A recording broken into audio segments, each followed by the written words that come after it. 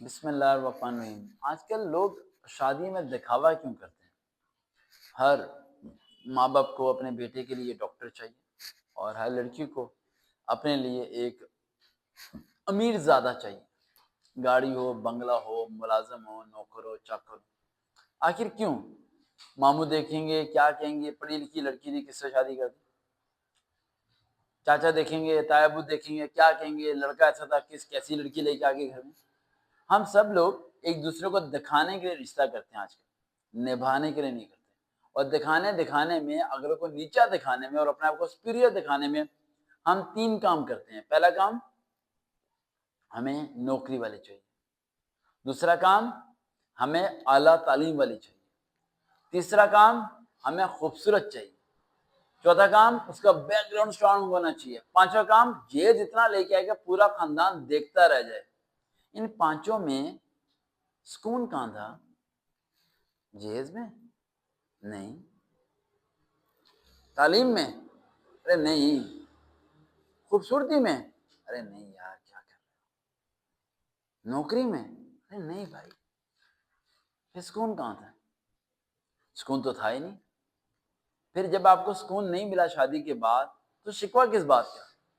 آپ نے سکون مانگا ہی کب تھا؟ اور آپ نے سکون تلاش ہی کب کیا تھا؟ جب رشتہ تلاش کر رہے تھے اپنے لیے، لڑکا ہو یا لڑکی ہو، ماں باپ جب رشتہ تلاش کر رہے ہوتے ہیں، آپ لوگوں نے رشتہ تلاش کیا تھا گاڑی سے، بنگلے سے، گھر سے، جائیداد سے، نوکری سے، خوبصورتی سے، سکون سے نہیں کیا تھا۔ یعنی آپ کو سیٹسفیکشن چاہیے نہیں تھی، آپ کو خوشی چاہیے نہیں تھی۔ آپ نے نماز میں کبھی یہ نہیں کہا کہ میری بیٹی کے لیے وہ لڑکا لے کے آ جو کہ اسے خوش رکھے۔ آپ نے کہا وہ لڑکا چاہیے جو کہ نوکری والا ہو، زیادہ کماتا ہو، تو مل گیا وہ۔ اب بدنصیب ہے، نہیں پوچھتا اسے، گھاس کے بھاؤ نہیں رکھتا، پاؤں کے نیچے رکھتا ہے، عزت نہیں دیتا، تو کس بات کا شکوہ؟ کس بات کا؟ قسمت کو گلا دیتے ہو۔ اپنے آپ سے کیوں نہیں پوچھتے؟ پچھلے 5 سے 6 سال تک نماز میں کوئی ایک باری بھی مانگا کہ ایسا رشتہ ہو جائے جس میں وہ سکون سے رہ سکے؟ نہیں نا۔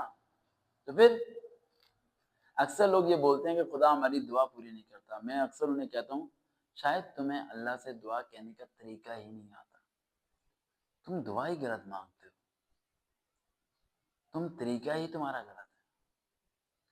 دکھاوے کی شادی کرنا، دکھاوے کی چیزوں کو دکھانا، سب چیزیں کرنا، چھوڑ دیں سب چیزوں میں، کچھ نہیں بچا ہوا۔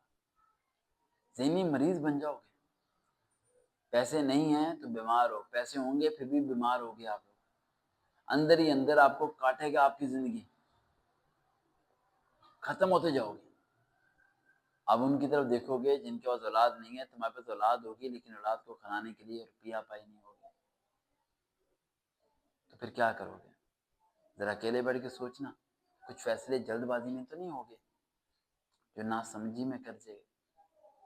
اب واپس مڑنے کا راستہ نہیں ہے بھائی۔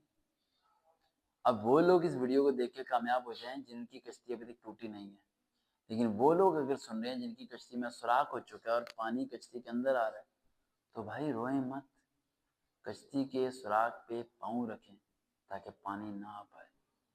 کشتی کو کنارے تک پہنچانے کے لیے جان لگائیں، آئے نہیں تو کل نکل ہی جاؤ گے اس دلدل کے باعث سائے سے باہر۔ لیکن اس کے لیے محنت آپ کو ہی کرنی پڑے گی، راتوں کی نیند آپ کو ہی چھوڑنی پڑے گی، وقت اور حالات کو بدلنا آپ کو ہی پڑے گا۔ جیسا بھی نصیب میں آپ کو مل جائے، قسمت کو برا بھلا مت کہو، جیسا بھی آپ کو مل جائے اسے درست کرو، اسے اپنے مطابق ڈھالنے کی کوشش کرو۔ آپ نمازی بنانا چاہتے ہو تو کیا مصلی بچھا کے اس کے سامنے نماز پڑھتے ہو؟ نہیں نا، تو وہ نمازی کیسے بنے گی؟ کبھی بھی نہیں بن پائے گی۔ آپ تو کر کے بولتے ہو تو وہ آپ کر کے کیسے بولے گی؟ آپ کا عکس ہے اس کے اندر، اسے بدلنے کے لیے آپ کو پہلے اپنے آپ کو بدلنا پڑے گا۔ اور یقین مانو، میں نے اکثر زندگی میں دیکھا ہے، کچھ لوگ 500 روپے میں خوبصورت زندگی جی لیتے ہیں اور کچھ لوگ 5 لاکھ میں بھی طلاق لے کے گھر کو آتے ہیں۔